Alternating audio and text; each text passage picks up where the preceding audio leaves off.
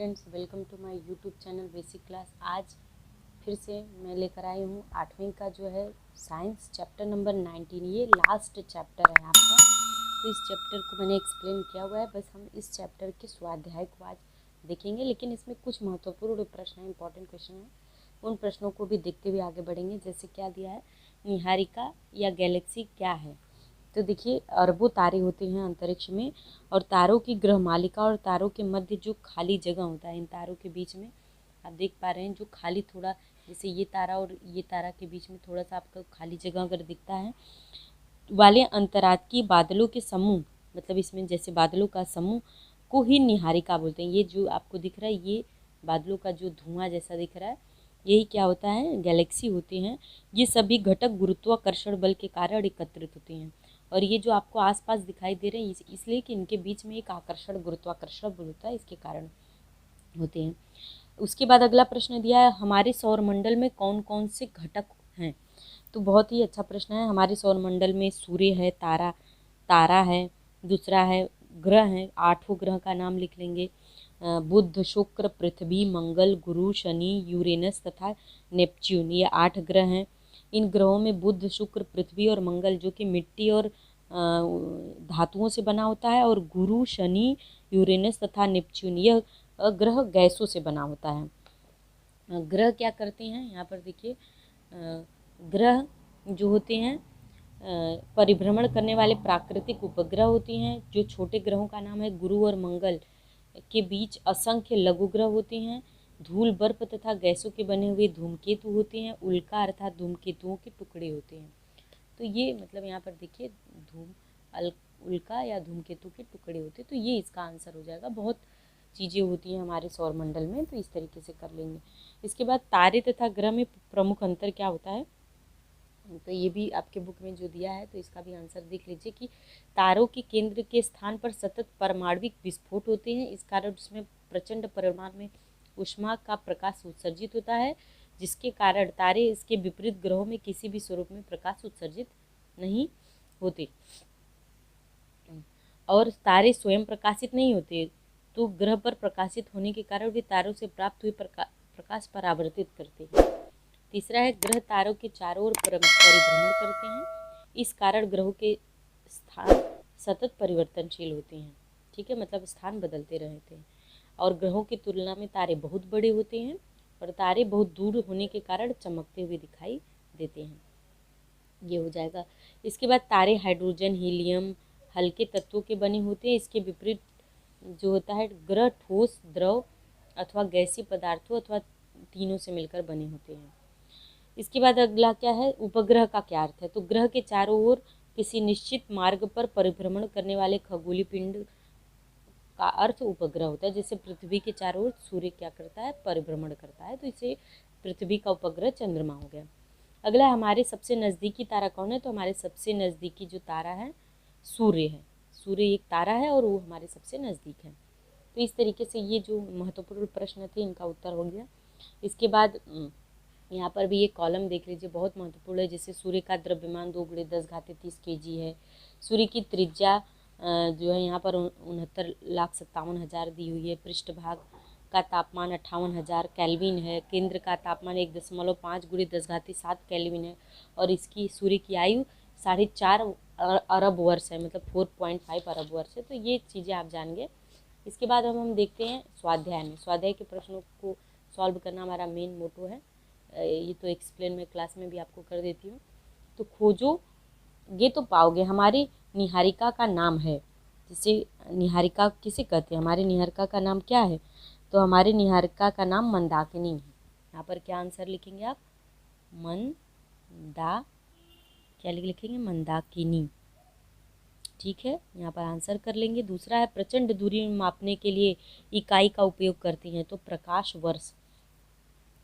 प्रकाश वर्ष कोई समय नहीं है, और प्रकाश कोई ऊर्जा नहीं है, एक दूरी नापने का यंत्र है, जिसे प्रकाश वर्ष कहते हैं। उसके बाद, प्रकाश का वेग कितना होता है। तो प्रकाश का वेग 3 लाख किलोमीटर होता है।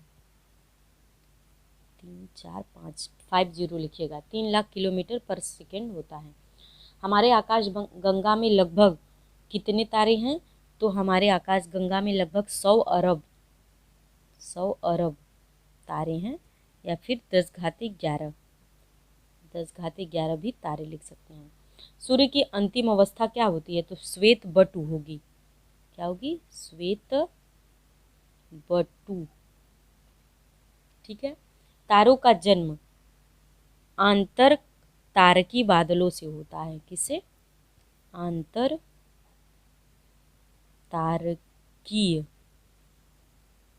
तारकी बादलों से होता है।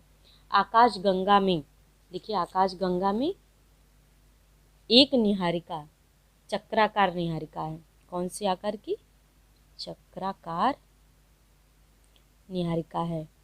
ठीक है। तारा यह गैसों का गोला होता है। कौन से? तप्त गैसों का गोला होता है। तप्त, यहाँ पे ऐसे लिख दूँ, तप्त। उसके बाद अगला प्रश्न दिया है कि तारों का द्रव्यमान के सापेक्ष माना जाता है। तो तारे का द्रव्यमान किस द्रव्यमान के सापेक्ष माना जाता है? सूर्य के द्रव्यमान, क्योंकि सूर्य भी एक क्या होता है? तारा होता है। अगला है सूर्य से पृथ्वी तक प्रकाश पहुंचने के लिए कितना समय लगता है? तो सूर्य से पृथ्वी तक प्रकाश पहुंचने के लिए लगभग 8 मिनट। कितना समय लगता है? लगभग 8 मिनट। और चंद्रमा से पृथ्वी तक प्रकाश पहुंचने के लिए 1 सेकंड समय लगता है। 1 सेकंड। ठीक है। तारों का द्रव्यमान जितना अधिक होगा उतना उसका क्या होगा? उत्क्रांति उतना शीघ्र होगी। मतलब जितना अधिक हो उतना ही जलद गति से होता है।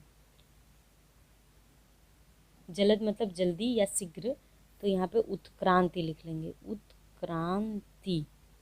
अगर आपको क्लियर नहीं हो रहा है, सॉरी मैं आपको देख नहीं पा रहा है, अगर आपको मैं बोल रही हूँ उस चीज़ों को आप लिख लेंगे। अगर आपको स्पष्ट दिखाई नहीं दे रहा है और हैंड राइटिंग में कुछ ऐसा है तो।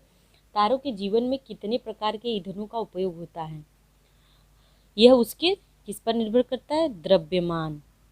द्रव्यमान पर निर्भर करता है। ठीक है फ्रेंड, तो ये हो गया। उसके बाद दूसरा प्रश्न दिया है, कौन सच कहता है? जैसे प्रकाश वर्ष यह इकाई समय नापने के लिए उपयोग में लाई जाती है? नहीं, ये दूरी नापने के लिए की जाती है। तो ये क्या हो जाएगा? असत्य। ये सत्य नहीं है, क्या है? असत्य है।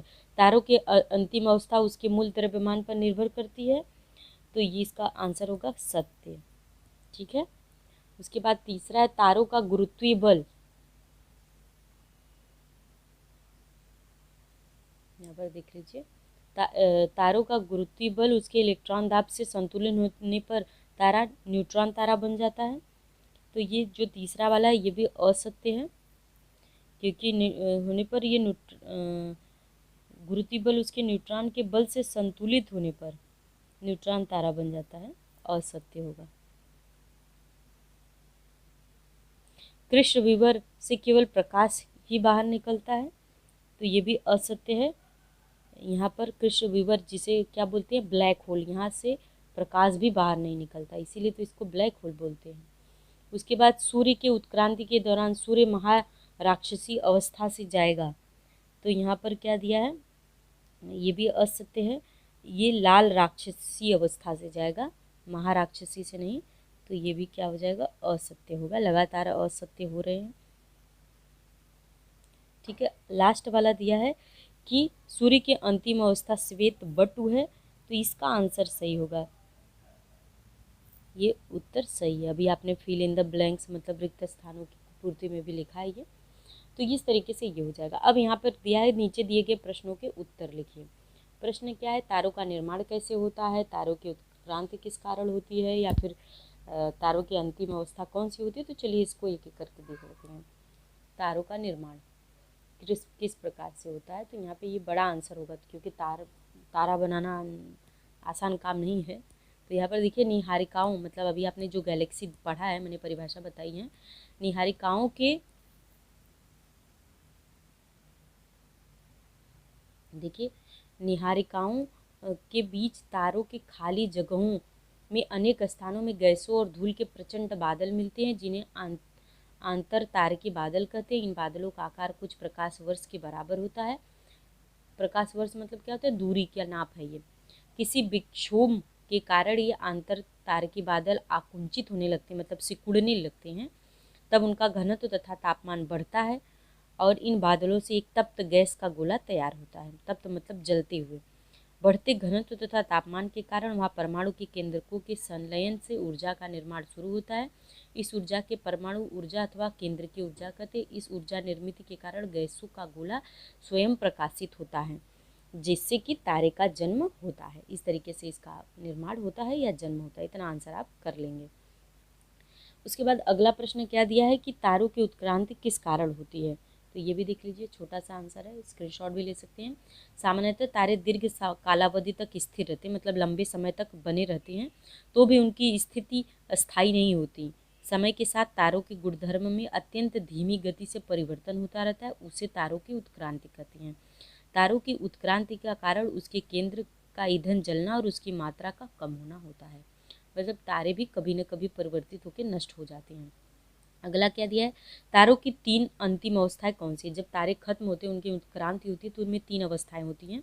वो अवस्थाएं कौन सी है? तो तारों की मूल अवस्था के अनुसार 3 अवस्थाओं में होती है। पहला, सूर्य के द्रव्यमान के 8 गुने से कम मूल अवस्था वाले तारे श्वेत बटु की अवस्था में आते हैं। दूसरा, सूर्य के द्रव्यमान से 8 गुने से 25 गुने द्रव्यमान वाले तारे न्यूट्रॉन तारे बनते हैं। और तीसरा, सूर्य के द्रव्यमान से 25 गुने से अधिक द्रव्यमान वाले तारे अंतिमतः कृष्ण विवर, जिसे क्या बोलते हैं, ब्लैक होल बनते हैं। तो ये 3 अवस्थाएं, एक होती है श्वेत बटु, न्यूट्रॉन तारे बनना और कृष्ण विवर यानी ब्लैक होल बनना। ये 3 अवस्थाएं होती हैं। अगला प्रश्न दिया है कि कृष्ण विवर यह नाम किस कारण पड़ा। बहुत अच्छा प्रश्न है। देखिए, सूर्य के द्रव्यमान से 25 गुने से जब अधिक द्रव्यमान वाला विशाल तारा जब उत्क्रांति की सोपान की अंतिम अवस्था में होता है, मतलब कृष्ण विवर ये लास्ट वाला पॉइंट है, तो जब ये अंतिम अवस्था में होता है तब उस तारे का गुरुत्वीय बल बहुत अधिक बढ़ जाता है। मतलब उसमें जो आकर्षित करने की क्षमता होती है, किसी चीज़ को खींचने की जो क्षमता होती है वो बढ़ जाती है।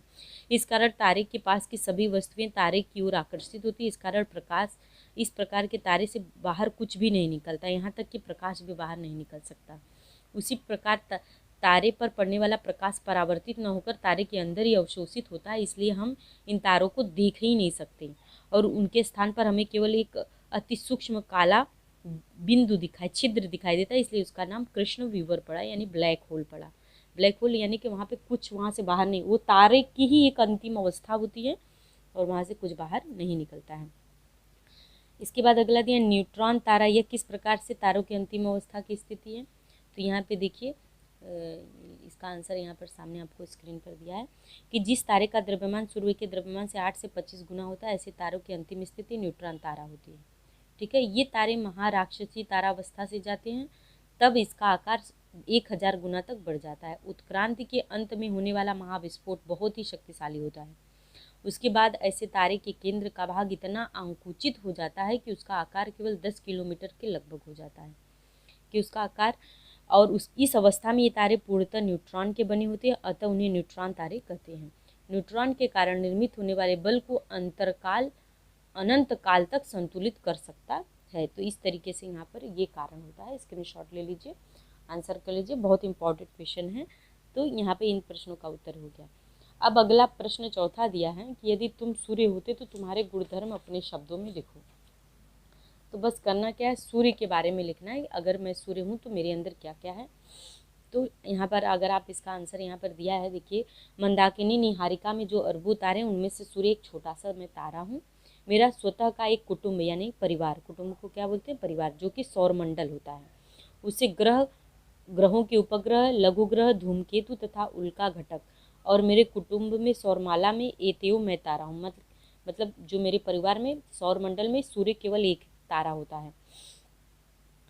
पृथ्वी निवासियों के बहुत नज़दीक होने के कारण मैं उन्हें बड़ा दिखाई देता हूँ। वास्तव में मैं मात्र एक सामान्य सा तारा हूँ। मुझे कम या अधिक द्रव्यमान, आकार या तापमान वाले बहुत अरबों तारे आकाश में हैं। सूर्य के अलावा भी बहुत सारे तारा आकाश में तारे हैं। इसके अलावा मेरा द्रव्यमान 2 × 10⁻³ kg है, जो कि पृथ्वी के द्रव्यमान से 3.3 लाख गुना है। मेरी त्रिज्या पृथ्वी की त्रिज्या से 100 गुनी, अर्थात कितना है, 69,4 6,95,700 किलोमीटर है। मेरे पृष्ठभाग का तापमान 58,000 केल्विन, तो केंद्र का तापमान 1.5 × 10⁻7 केल्विन है। ठीक है। मेरे द्रव्यमान का 72% भाग हाइड्रोजन तो 26% भाग हीलियम है का बना होता है, और शेष 2% भाग हीलियम की अपेक्षा अधिक परमाणु क्रमांक वाले तत्वों के परमाणुओं के रूप में है। मेरी वर्तमान आयु 4.5 अरब वर्ष है। इस कालावधि में मुझे कोई विशेष परिवर्तन नहीं हुआ है, ऐसा निष्कर्ष पृथ्वी के वैज्ञानिकों ने, जिसे खगोलविद कहते हैं, निकाला है। मेरे जीवन काल के अंतिम सोपान में मेरा लाल राक्षसी तारे के रूप में रूपांतरण होगा। मतलब जब सूर्य खत्म होगा तो उसका रूपांतरण किस में होगा? लाल राक्षसी तारे में होगा। बाद में विस्फोट होकर आगे मेरा रूपांतरण श्वेत बट्टू में होगा, और पृथ्वी के आकार जितने छोटे तारे में होगा, और वही मेरी अंतिम स्थिति होगी। यहाँ पर वही मेरी अंतिम स्थिति होगी। तो इस तरीके से ये सूर्य, अगर आप सूर्य हैं तो सूर्य के बारे में जो जो जानकारी है वो यहाँ पे ऐसे आपको लिखना पड़ेगा। उसके बाद अगला प्रश्न क्या है? श्वेत बट्टू संबंधी जानकारी दो। श्वेत बट्टू, यहाँ पर देखिए, यहाँ पर वो भी आंसर देख लीजिए। क्या है कि तारों की मूल द्रव्यमान के अनुसार तारों की उत्क्रांति तथा अंतिम स्थिति 3 प्रकार होती है। इनमें से एक समूह तारों की अंतिम स्थिति श्वेत बट्टू होती है। जो तारे सूर्य से 8 गुने से कम मूल द्रव्यमान के हैं, उन तारों के उत्क्रांति के दौरान प्रसरण होता है तथा उनका आकार 100 से 200 गुना बढ़ता है। इस अवस्था में बड़े आकार तथा कम तापमान के कारण ये तारे लाल दिखाई देते हैं, इसलिए इन्हें लाल राक्षसी तारा भी कहते हैं। उत्क्रांति के अंत में तारों का विस्फोट होता है, बाह्य गैसों का आवरण दूर फेंक दिया जाता है तथा अंदर का भाग संकुचित यानी सिकुड़ जाता है, मात्रा घनत्व बहुत बढ़ जाता है। परिणाम स्वरूप ये तारे आकार में पृथ्वी के जितने छोटे हो जाते हैं। तारों में इलेक्ट्रॉनों के बल तारों के गुरुत्वीय बल के अनंत काल तक संतुलित करने के लिए पर्याप्त होता है। इस अवस्था में ये तारे श्वेत दिखाई देते हैं, उसी प्रकार आकार में छोटे भी होते हैं, इसलिए इन्हें श्वेत बट्टू कहते हैं। तो यहाँ पर देखिए, ये श्वेत बट्टू जो निर्मित हुआ है, ये चित्र भी बनाया हुआ है कि जब तारे जो है की अंतिम अवस्था आती है तो इस तरीके से हो जाती है। तो इस तरीके से आपका इस चैप्टर का जो भी प्रश्न था, सभी प्रश्नों को मैंने आपको करके दिखा दिया। बहुत इंपॉर्टेंट थे चैप्टर, और ये पूरा साइंस भी हो गया है। तो पूरा वीडियो देखने के लिए फ्रेंड्स धन्यवाद। मिलते हैं साइंस के कुछ नए टॉपिक्स और विषय के बारे में वीडियो लेकर। तब तक के लिए धन्यवाद। बाय। आपका दिन शुभ हो।